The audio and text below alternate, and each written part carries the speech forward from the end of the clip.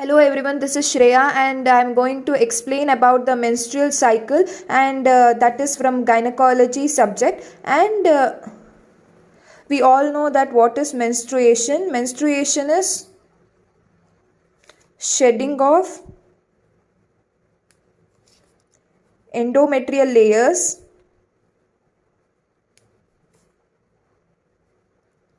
and we all know in the intrauterine life itself there will be many oocytes produced, many millions of oocytes will be produced, and those will be primary oocytes. I will give just a brief explanation and it will be converted into secondary oocyte.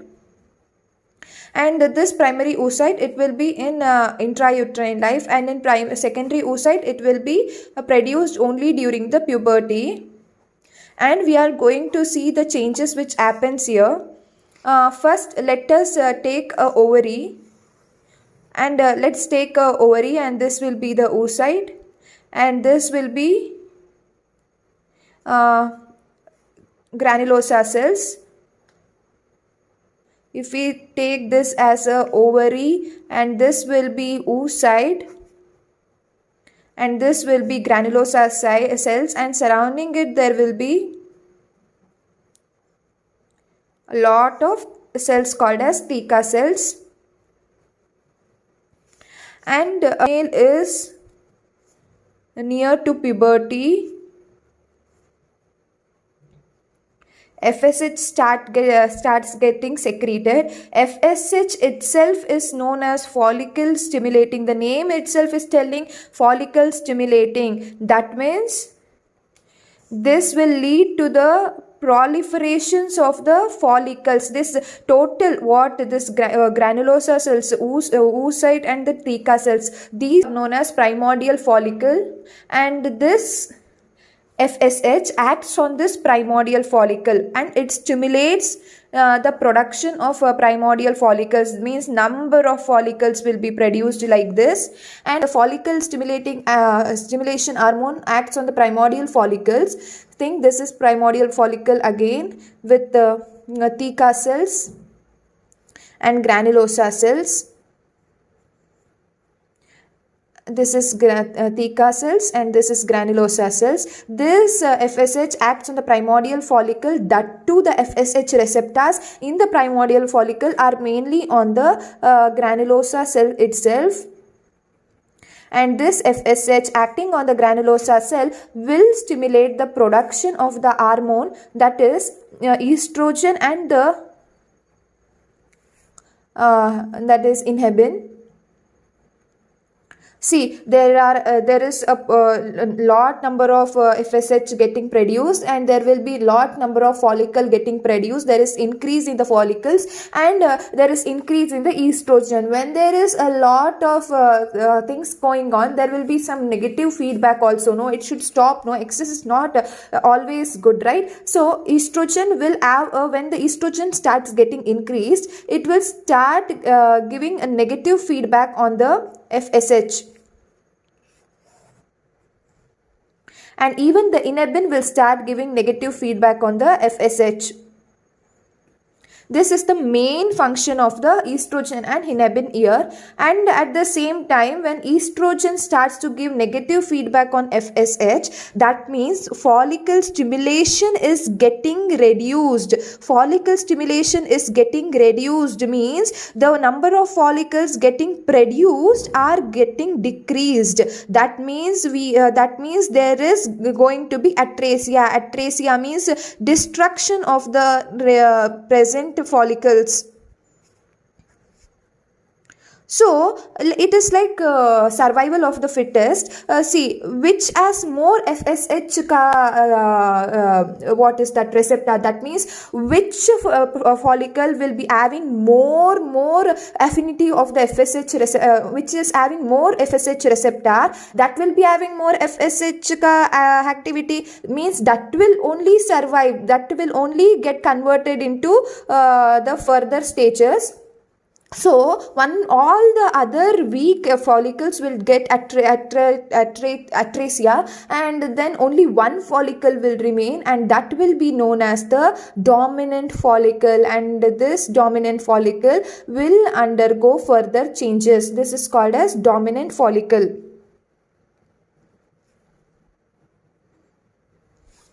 We know that FSH will act on the granulosa cell, and granulosa cell is going to produce estrogen and inhibin, which will be having negative feedback on FSH, and the survival of the competition goes on. With if a follicle wants more affinity towards FSH, means it should have more receptor for FSH, right? So one which is having more receptor for FSH will have more affinity for the FSH, that is follicle stimulating hormone, and that will undergo further development. This is one of the you keep this in one side, and another one will be, there will be endometrial proliferation.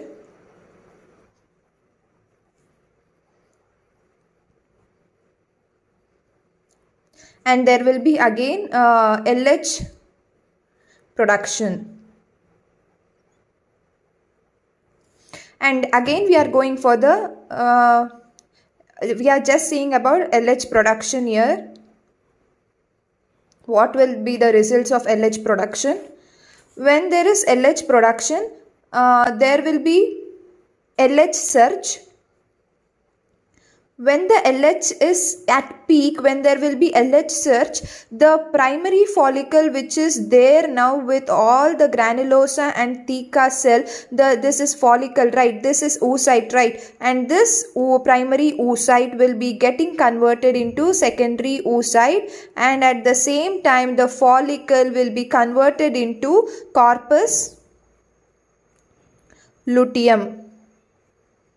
Okay, and this will occur, this LH surge will be occurring at the age of puberty. Once the puberty starts, and this stages will also start, and estrogen came to peak, and then there was decrease in estrogen, and suddenly there will be when there is estrogen, there will be LH production. LH will undergo surge or else it will reach the peak once at one point, and when this reaches the point, maximum point or the maximum peak, the oocyte will be, the secondary oocyte primary oocyte will be converted into secondary oocyte, and the corpus the follicle will be converted into corpus luteum.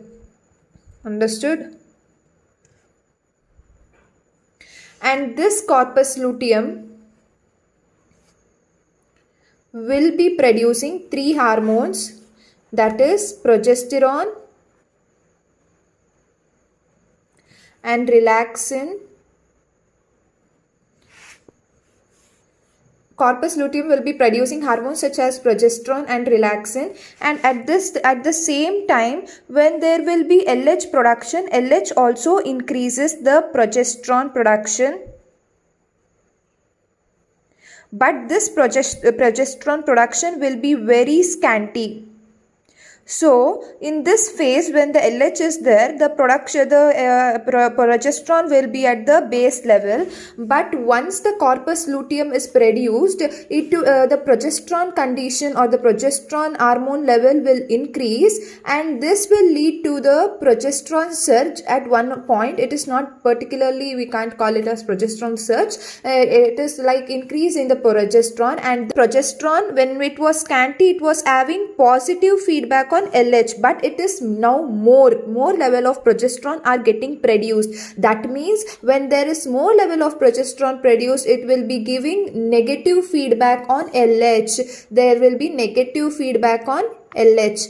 See, the LH itself is responsible for the production of corpus luteum, right? So that will be maintaining the corpus luteum throughout the phase.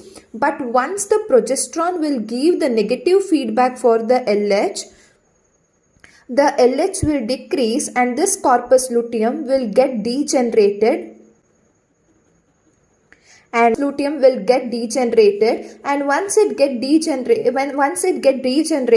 again it comes as a cycle. Progesterone level will get decreased. When the progesterone level get decreased, the progesterone which is needed for the cementing of the endometrial layers, or which keeps the endometrial layers tightly, decreased, it will leads to the menstruation. It is so simple. See, LH surge will be there. That will lead to the follicle to corpus luteum, and corpus luteum will be, that means it will be maintained by LH. At once corpus luteum starts producing progesterone, there will be increase in the progesterone. See this cycle. When there is increase in the progesterone, there will be negative feedback on LH again, and this LH will lead to the decrease in the corpus luteum again. When the corpus luteum decreases, again the progesterone decreases, and this should come like a cycle itself, and this progesterone will lead to the endometrial shedding, where this progesterone is mainly keeping the endometrial layers together or tight, but once its level goes down, it will lead to menstruation. But what happens in pregnancy? When the lady become pregnant, this corpus luteum, this LH will be replaced by HCG, and so the progesterone will not be having any negative feedback on HCG, and hence there will be no decrease in the corpus luteum, there will be no decrease in the progesterone, and there will be no shedding of the endometrial layer, and the pregnancy continues. And follicular secretory phase is always constant for 14 days, and this may vary, but this is always constant. And hope you have understood the video, hope you have understood the basics of menstrual cycle. Thank you for watching. If you like the video, please subscribe.